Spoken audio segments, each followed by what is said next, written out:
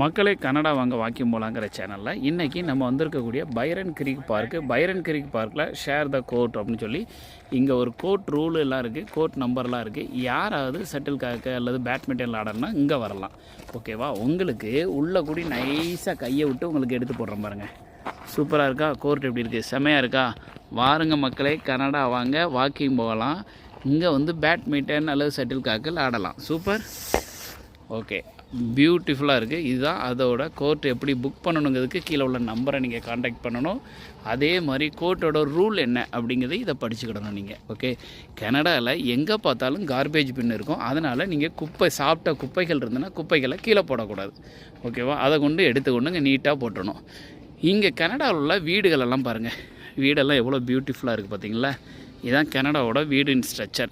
எல்லா வீடுமே மரத்தால் மட்டுமே கட்டப்பட்டவை. அதை மட்டும் நல்லா தெரிஞ்சுக்கோங்க. எதுவுமே சிமெண்டோ கான்கிரீட்டோ கிடையாது. ஏன்னா குளிர் கொண்டு எடுத்தோம். மரத்தால் கட்டப்பட்ட வீடு. இந்த கார் ரொம்ப பியூட்டிஃபுல்லாக இருக்குது. பாய் மக்களே, பாய் பாய் பாய்.